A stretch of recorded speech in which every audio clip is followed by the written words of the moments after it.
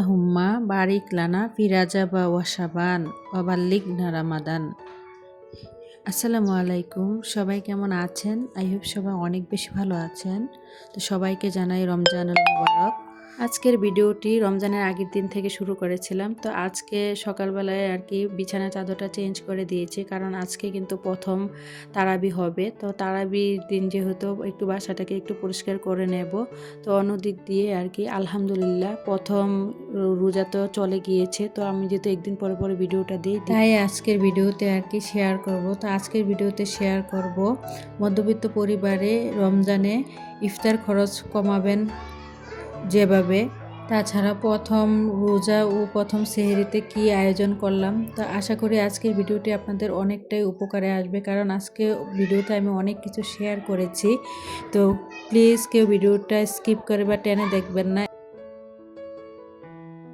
তো যাই হোক, দেখতে দেখতে কিন্তু রমজান চলে এসেছে। রমজান কিন্তু প্রতিটা মুসলমানের জন্য অনেক আনন্দময় একটা বিষয়, কারণ দীর্ঘ একটা বছর পরে কিন্তু রমজান আসে। আর এই রমজানকে ঘিরে কিন্তু আমরা প্রতিটা মুসলমান অনেক বেশি আনন্দ আয়োজন সব কিছুই করে থাকি। মানে বাসা বাড়ি পরিষ্কার থেকে বাসা বাড়ি কেউ কেউ আছে বাসা অর্গানাইজিং করা, বিভিন্ন রকমের ঘর সাজানো, বা দেখা গিয়েছে বাজার, তারপরে ইফতারি ফ্রোজেন পদ্ধতি, মানে বিভিন্ন রকম কাজে কিন্তু গৃহিণীরা অনেক বেশি ব্যস্ত থাকি। তো আজ কয়েকটা দিন যাবৎ মানে অনেক বেশি ব্যস্ততার মধ্যে দিয়ে দিন কাটছে। আর কি বলবো, একদিক দিয়ে ব্যস্ততাও বেড়ে গিয়েছে, আর অন্যদিক দিয়ে কি ভিডিও করব। আজ 3-4 দিন যাবৎ মানে আমাদের বাসায় এলাকায় আর কি এত বেশি লোডশেডিং হচ্ছে, যার কারণে আসলে চাইলেও কিন্তু সবসময় আসলে ভিডিও করতে পারছি না। মানে অনেক বেশি সমস্যার মধ্যে দিয়ে যেতে হচ্ছে আর কি। তো এখানে আমি আর আমার ছেলের আর কি নামাজ পড়েছিলাম ফজরের। তো 2টা মশলাই এখানে ছিল, তো মশলাগুলো একটু গুছিয়ে আর কি এখানে রেখে দিলাম। তো আসলে আজকে যেহেতু প্রথম তারাবি, তো পুরো বাসাটাকে একটু পরিষ্কার করে নিচ্ছিলাম, কারণ আমরা যেহেতু একসাথে সবাই মিলে নামাজ পড়বো। আর বিশেষ করে কিন্তু আমার বাসায় ফ্লোরে নামাজ পড়া হয়, যার কারণে সবসময় বাসাটা কিন্তু পরিষ্কার এবং ক্লিন রাখতে হয়। তো আমি কিন্তু বিছানা চাদরটা চেঞ্জ করে দিয়েছি। তো ঘরটা ঝাড় দিয়ে অফ ক্যামেরাতে আর কি পুরো রুমটা মুছে নেব। তো আমি যেই জায়গায় থাকি এখানে আর কি মসজিদ অনেকটাই দূরে, যার কারণে আমার ছেলেরা বেশিরভাগ সময় আর কি বাসায় নামাজ পড়তে হয়। তো ভিডিওর এই পর্যায়ে এসে যে সকল প্রিয় মিষ্টি আপুরা ভিডিওটি দেখছেন, প্লিজ ভিডিওটিতে একটি লাইক দিয়ে দেবেন, কারণ আপনাদের একটা লাইক আমার কাছে অনেক বেশি মূল্যবান।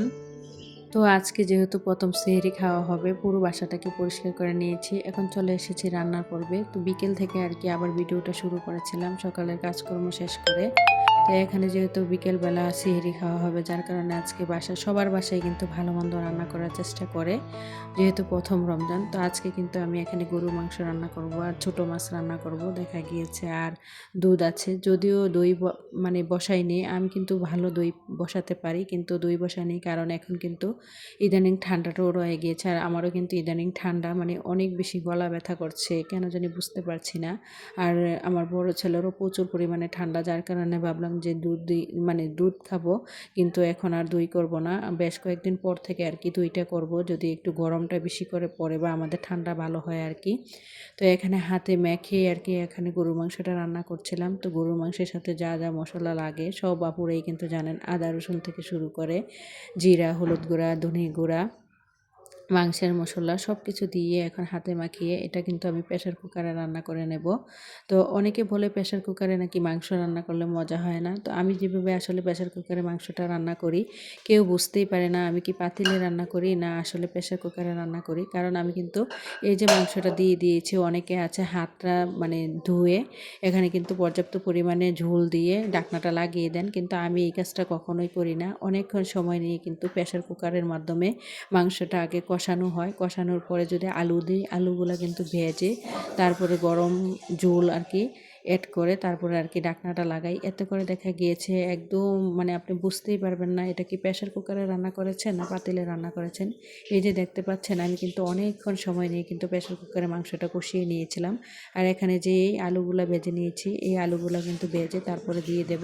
আর সব সময় চেষ্টা করবেন আর কি মাংসের মধ্যে গরম পানি দেওয়ার জন্য, এতে করে মাংসটা কিন্তু খুব তাড়াতাড়ি সিদ্ধ হয় আর তরকারিটা খেতেও কিন্তু অনেক মজা হয়। তো এখানে কিন্তু আমি অফ ক্যামেরাতেই মানে পানি গরম করে নিয়ে নিয়েছিলাম, তারপরে দিয়ে দিয়েছি। এভাবে করে প্রেসার কুকারে যদি মাংস রান্না করা হয় আপনি কখনো বুঝতে পারবেন না, বা আপনার বাসায় যদি আত্মীয় আসে কেউ বুঝতেই পারবে না আপনি কি প্রেসার কুকারে মাংস রান্না করেছেন নাকি পাতিলাতে। তো আমার বাসায় যেই আসুক সবাই কিন্তু বলে যে আমি যে প্রেসার কুকারে রান্না করি কেউ বুঝতেই পারে না।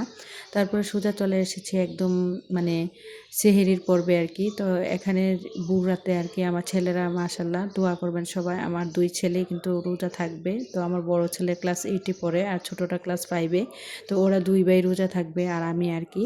তো এখানে আর কি এক এক করে সব খাবারগুলো দিয়ে দিয়েছি। তো আজকে তো ছোটো মাছ রান্না করেছি আর এখানে একটা টমেটোর সালাদ করেছি আর দেখা গিয়েছে গরুর মাংস। আর বুড়ো রাত্রে কিন্তু অত বেশি খাবার খাওয়া যায় না। তো যাই হোক তারপরে চলে আসি আর কি মানে ভিডিওর মূল টপিকে। আসলে আমরা যেহেতু মধ্যবিত্ত, এখন বর্তমান সময়ে এসে কিন্তু দিন দিন জিনিসপত্রের অনেক বেশি দাম বেড়ে গিয়েছে। এখন যেহেতু রমজান মাসে কিন্তু প্রচুর পরিমাণে সব জিনিসের দাম বেড়ে গিয়েছে। তো এখানে কিন্তু ইফতারির জন্য সব কিছু আমি আয়োজন করে নিয়েছি, একটু আপনাদেরকে দেখিয়ে দিলাম। তো এখন মানে কি বলবো, বাজারে মানে কালকে প্রথম রমজানের দিন আর কি বাজারে এত বেশি সব কিছুর দাম ছিল। রমজান আসার কয়েকদিন আগে থেকে মরিচ থেকে শুরু করে লেবু, মরিচ, বেগুন সব কিছুর দাম কিন্তু একদম ডাবল হয়ে গিয়েছে। তো এই রমজানে সংসার খরচ কমানোর জন্য আগে থেকে যদি কিছু আপনি টিপস মেনে চলেন, বা দেখা গিয়েছে আগে থেকে যদি বুদ্ধি করে আপনি কিছু কিছু বাজার করে রাখেন, এতে করে কিন্তু দেখা গিয়েছে আপনার সংসার খরচটা অনেকটাই কমে যাবে। ইফতারির আয়োজনেও কিন্তু সংসার খরচটা অনেকটাই কমবে। এই যে মানে দেখতে পাচ্ছেন হয়তো এখানে ওই যে আগে আমি চিকেন রোল ফ্রোজেন করে রেখেছিলাম, তো এগুলো একটু ভেজে নিচ্ছিলাম আর কি। তো আমি কি করি, রমজান আসার প্রায় 1 সপ্তাহ বা 15 দিন আগে থেকেই কিন্তু রমজানে যে জিনিসগুলো বেশি বেশি পরিমাণে কাজে লাগবে, যেমন দেখা গিয়েছে রমজান আসলে কিন্তু কাঁচামরিচ, তারপরে আমরা বেগুনি যেহেতু করি বেগুন, লেবু, এগুলা কিন্তু আমাদের সংসারে অনেক বেশি প্রয়োজন হয় রমজান আসলে। তো আমি কি করি, রোজার 15 দিন আগে থেকে আর কি বেগুন কিনে ফ্রিজে রেখে দিয়েছি, শসা কিনে ফ্রিজে রেখে দিয়েছি, লেবু কিনে ফ্রিজে রেখে দিয়েছি। এতে করে যখন রমজান আসবে, যদি আমি এই রমজানে আর কি, এখন যেহেতু রমজান চলে এসেছে, তো আমি যদি এগুলো কিনে আনতে যেতাম তাহলে কিন্তু এই মানে কি বলবো, যেই লেবু আমি মাত্র যে 10 টাকা করে লেবু এনেছি 4টা 40 টাকা দিয়ে, আর ওই লেবু এখন 80 টাকা দাম, 80 টাকা থেকে 100 টাকা দামে কিন্তু বিক্রি হচ্ছে। আর শসা, লেবু কিন্তু, আর শসা কিন্তু 100 টাকা কেজি দরে বিক্রি হচ্ছে। আর কাঁচামরিচের কি বলবো, মানে কাঁচামরিচ এখন 200 টাকা কেজি দরে আর কি বিক্রি হচ্ছে আমাদের এখানে। তো আমি কিন্তু আগে থেকে অনেকগুলো কাঁচামরিচ এনে ফ্রিজে রেখে দিয়েছি, তারপর লেবু এনে রেখে দিয়েছি, কালো বেগুনগুলো আর কি যেগুলো দিয়ে আর কি আমরা সবসময় বেগুনি খাই, এগুলো এনে রেখে দিয়েছি। আমরা যদি গৃহিণীরা একটু বুদ্ধি করে আগে থেকেই একটু টেকনিক খাটিয়ে যদি আগে থেকে রমজানের যেই জিনিসগুলো বেশি প্রয়োজন হয় এগুলো যদি আগে থেকে বাজার করে রাখি, দেখবেন আপনার সংসার খরচটা অনেকটা কমে যাবে, বা ইফতারি খরচটাও কিন্তু এভাবে আপনি চাইলে কমাতে পারেন। তারপরে আবার দেখা গিয়েছে যে এই যে আমরা প্রতিদিন যদি ভাজা পোড়া টাইপের খাবারটা খাই, আমরা যেহেতু বাঙালি আমরা কিন্তু সবসময় মানে ভাজা পোড়া টাইপের খাবারগুলো খেতে অনেক বেশি পছন্দ করি, বিশেষ করে রমজানে। আর রমজান আসলে সবার ঘরেই কিন্তু কম বেশি ইফতারির আয়োজন করা হয়। তো আমি মনে করি কি, প্রতিদিন আসলে এভাবে করে যদি আমরা দেখা গিয়েছে ভাজা পোড়া খাবারটা না খাই, বা দেখা গিয়েছে এক এক দিন এক এক রকমের খাবার বানাই, দেখা গিয়েছে এক এক দিন নুডলস রান্না করলাম, একদিন বিরিয়ানি রান্না করলাম, এক এক দিন দেখা গিয়েছে যে ইফতারির আয়োজন করলাম ভাজা পোড়ার। তো এতে করেও কিন্তু দেখা গিয়েছে যে আপনার তেল খরচটা কম হবে, গ্যাস খরচটাও কম হবে।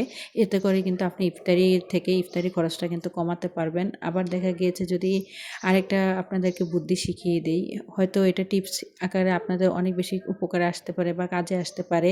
আমি সবসময় কি করি, একদিন বেশি করে ইফতারি বানিয়ে মানে রেখে দেই। দেখা গিয়েছে আজকে ধরেন যে ইফতারিগুলো বানাচ্ছি এগুলো কিন্তু প্রচুর, যেহেতু আজকে প্রথম রমজান, তো আমি কিন্তু বেশি পরিমাণে বানাচ্ছি। তো আজকে যে ইফতারিগুলো বানাচ্ছি এগুলো কিন্তু চাইলে আমরা 3 জন মানুষ কিন্তু একদিনে খেয়ে ফেলতে পারবো না। তো আমি সবসময় কি করি, বেশি করে একদিনে বানিয়ে দেখা গিয়েছে আমরা মানে যতটুকু প্রয়োজন ইফতারিতে অতটুকু নিয়ে, আর বাকিগুলা কিন্তু আমি বক্সে বক্সে করে আর কি নর্মাল ফ্রিজে রেখে দিই। এতে করেও দেখা গিয়েছে যে মানে পরের দিন আর ইফতারি বানাতে হয় না। এতে করে দেখা গেছে একদিক দিয়ে কিন্তু আমার সংসারের তেলটাও বেঁচে গেল, অন্য দিক দিয়ে গ্যাস খরচটাও বেঁচে গেল। তো আপনারা চাইলে কিন্তু এই বুদ্ধিটা কাজে লাগাতে পারেন।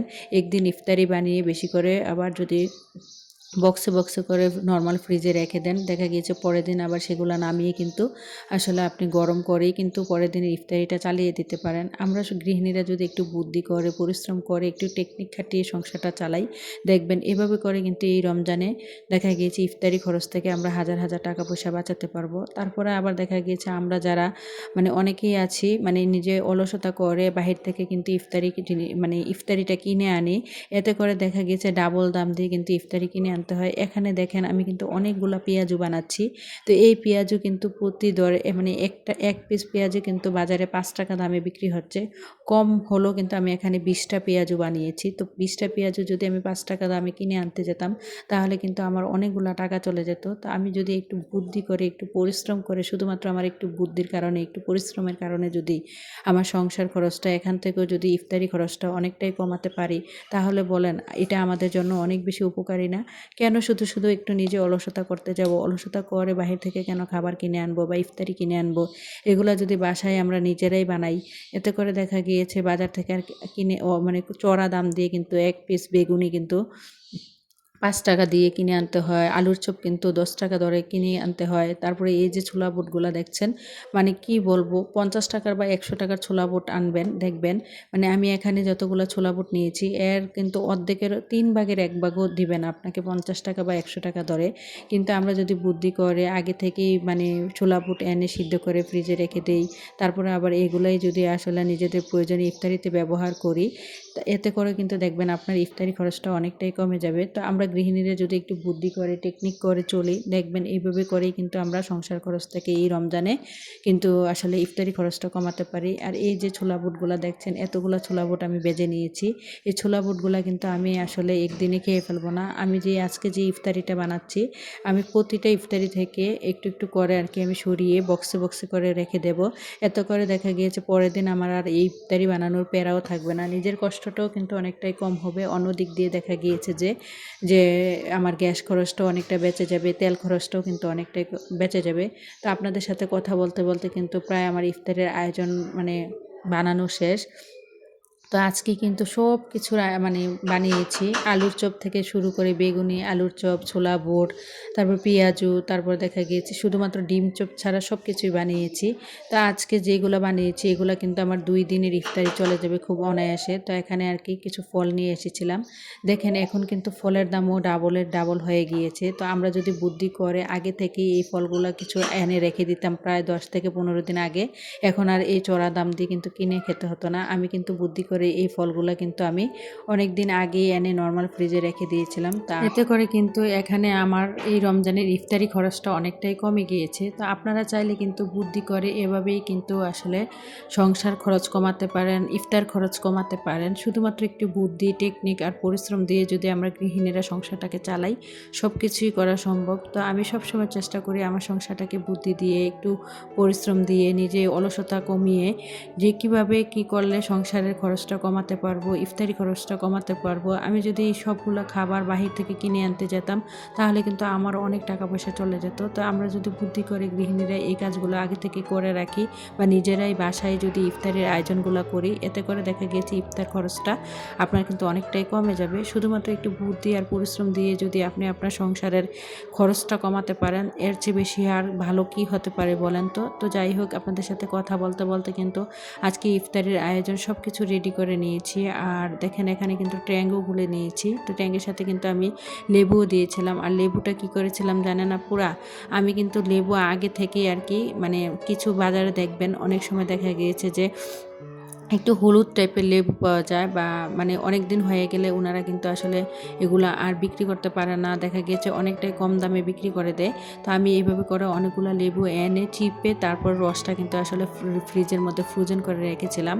তারপরে ট্যাঙ্গের সাথে লেবুটা দিয়ে দিয়েছি। আর আমার যে ট্যাঙ্কটা, এই ট্যাঙ্কটা কিন্তু ম্যাঙ্গো ফ্লেভারে, যার কারণে এত ভালো কালার হয় না, তবে খেতে অনেকটাই ভালো কালকে যেহেতু খেয়েছিলাম, খাওয়ার পরে যেহেতু ভয়েসটা দিচ্ছি তার কারণে বলছি তো এখান দিয়ে এদিকে ইফতারের সময় হয়ে গিয়েছিল, মোনাজাত করেছিলাম, তারপরে ছেলেরা এখানে ইফতারি করে নিই। যদি ইফতার খরচ কমাতে চান তাহলে যে ইফতারির পর যেইগুলো থাকবে সেগুলো এভাবে বক্সে করে রেখে দিলে দেখা গিয়েছে যাদের ফ্যামিলিতে সদস্য সংখ্যা কম, পরের দিন আবার খেয়ে ফেলতে পারবেন। তো ভিডিওটা এই পর্যন্ত, সবাই ভালো থাকবেন, খোদা হাফেজ।